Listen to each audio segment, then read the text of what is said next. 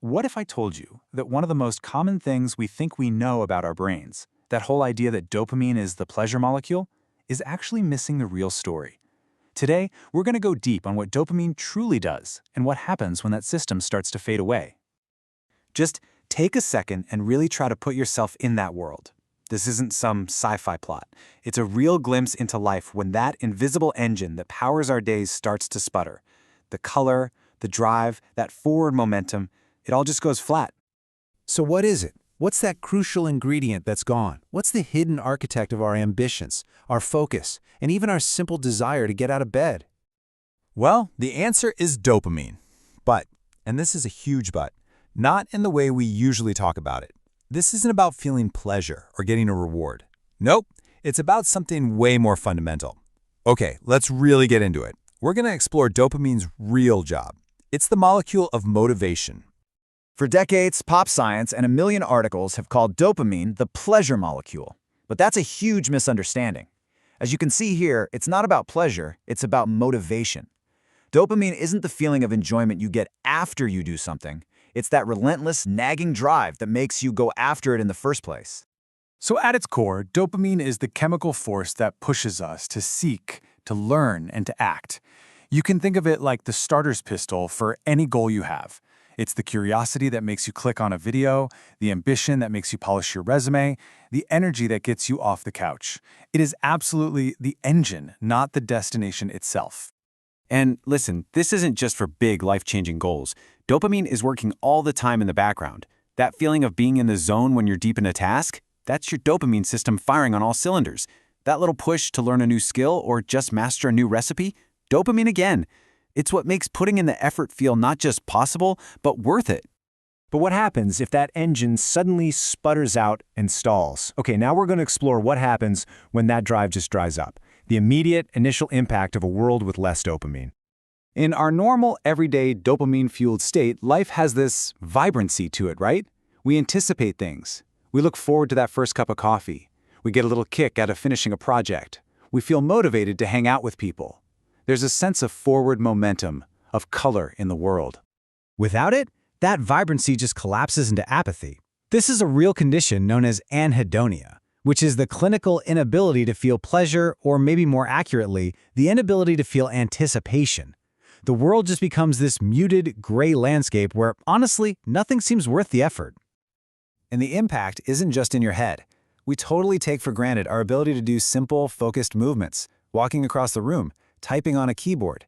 That seamless connection between your brain thinking, do this, and your body actually doing it, yeah, that's heavily run by dopamine. So when dopamine gets scarce, that connection starts to fray. Simple physical tasks can become massive challenges. Your body just doesn't respond to your brain's commands with the same ease, and that leads to some really significant motor difficulties. And this isn't some hypothetical idea. This slide shows two profound, real-world examples. With Parkinson's disease, you have the physical death of dopamine-producing cells in the brain, which leads directly to those severe motor issues we associate with it. And then, in cases of severe depression, it's the disruption of dopamine signaling that helps fuel that crushing apathy and total lack of motivation. But the effects don't just stop at mood and movement. The absence of dopamine creates this incredible ripple effect that touches surprisingly distant parts of our minds. So let's look at this unexpected ripple effect and go way beyond the obvious. I mean, it is staggering how much this one little neurotransmitter governs. Our ability to think outside the box and make good decisions gets hit. Our natural drive to connect with other people can just wither away. Even our perception of time and effort gets warped. Tasks feel like they take longer and are way harder than they actually are. And crucially, it's a key player in building the habits that give our lives structure. So, does this all sound kind of bleak? Is it a one-way street? Not at all. Our brains are incredibly resilient, adaptive things. And this brings us to a much more hopeful part of our story, how the brain fights back through the science of recalibration. The key to this whole process is something called neuroplasticity. This is basically the brain's superpower. It's not a static piece of hardware. It's constantly rewiring itself based on our experiences. And it's this exact ability that allows it to try and adapt when dopamine levels change. Now, this brings us to a concept you've probably heard thrown around, the dopamine detox. Okay, you can't actually detox from a vital chemical in your brain, but the popular idea is tapping into this very real scientific principle of recalibration. The whole goal of practices like this isn't to get rid of dopamine, but to give the system a chance to reset. The idea is that by reducing the constant fire hose of easy external stimulation, like an endless TikTok feed, you give your dopamine receptors a chance to resensitize. And in theory, this can help you find satisfaction in simpler things and rediscover that intrinsic motivation, the drive that comes from inside you. Understanding all of this, the myth, the reality, the brain's ability to adapt, it offers us a really profound new way to look at our own lives. It opens the door to a new kind of motivation, and with it, a whole new perspective. So, what are the big takeaways here? First, remember, dopamine is the chemical of wanting, not liking. It's all about the pursuit. Second, seeing what happens when it's gone reveals just how foundational it is to almost everything we do and feel. And knowing this helps us be more intentional about where we get our drive. And finally, it shows us that real, sustainable motivation can be found by looking inward, not just chasing the next external high.